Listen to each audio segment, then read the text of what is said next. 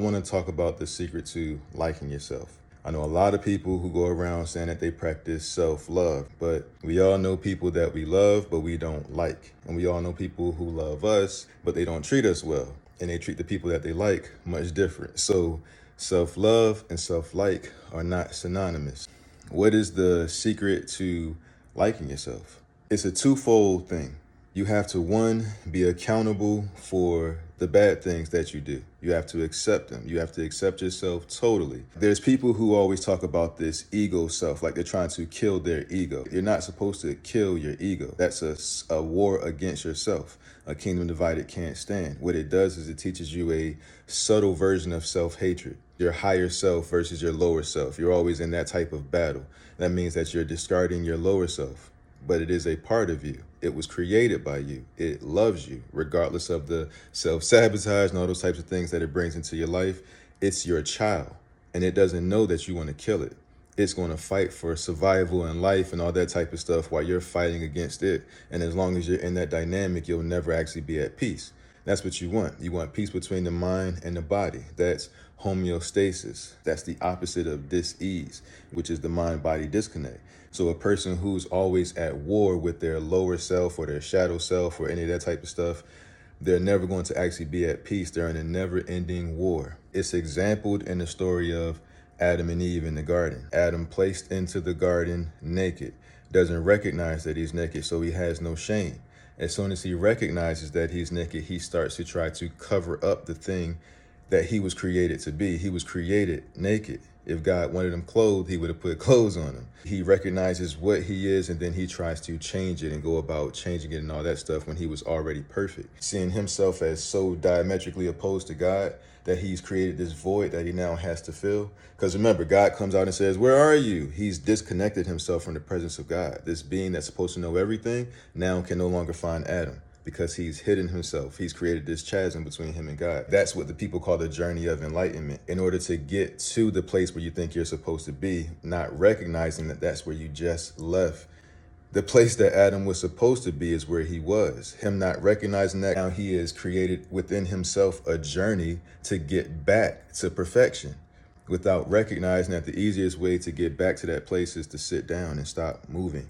It's a place of self-acceptance as opposed to battling yourself, where you're going to continually stay in this cycle, not recognizing that you were created naked, which is perfect. We have to accept that our lower self is us. Instead of being ashamed of it, trying to run from the shadow and all that type of stuff, you have to fall in love with it. You have to actually love it. You don't have to endorse it. You don't have to enable it. You don't have to coddle it. You don't have to make excuses for it. But you love it unconditionally, like a son, like a badass son that doesn't do what you want them to do, but you love them anyway. That you have to do it like that. Then every day you have to do deliberate acts of things that will make you proud of yourself. You will have to say no when you want to say no. And you'll have to say yes. You'll have to have the courage to say yes when you want to say yes. You'll have to do the things that allow you to look at yourself in the mirror and be proud of yourself every day. That means if you're procrastinating on a business idea, you have to at least take one step a day. At the end of the year, you've taken 365 steps. That's progress. You can actually look back and chart that on a calendar and say, wow, look at all these pages that I filled up with progress. Like when you save money and you have money in the bank account, don't you feel good about yourself? Why wouldn't you want to do that to yourself all the time? It's because you don't like yourself. You only love yourself. If you liked yourself, you would always be trying to make yourself feel that way, because that's what you do to people you like. The current circumstances that you're in right now, can you look back at your previous self and say, man, thank you? Or are you mad? Did your former self set you up? Did your former self squander all your wealth so that it could be happy back then and now you're broke today? Did your former self eat all the good hearty food and now you're suffering from your health? Did your former self procrastinate because it felt like it was easier to just chill and relax, and now it's summertime and you're feeling insecure about your body again? Why would you do that to yourself if you liked yourself? If someone else did that to you, if they knew that you wanted to get healthier, they kept feeding you bad food, or, kept telling you, no, don't work out today, would you think that they liked you? Or would you think that they're trying to sabotage you? Every day, you have to do things that make you proud. And it takes courage to do that because those things typically are going to disappoint other people. And a lot of people are stuck in this phase of people pleasing, and it's ruining them mentally. Every day, there's a mind and body disconnect. Every day, they're living in dis-ease. They're afraid to have the courage to be disliked. If they actually did the things that made themselves proud, as opposed to trying to please other people and still go home feeling like nobody actually does anything for you and you burnt out and when is you going to get your reciprocation and all that, you could just take that same energy and turn it back to yourself. But you won't do that because you don't think that it's valuable enough to give to yourself. You don't want it from yourself. You want it from somebody else, right? It's supposed to be so valuable that everybody else is supposed to appreciate it. But you don't even want to give it to yourself. It's not good enough. But you think other people are supposed to value and appreciate it.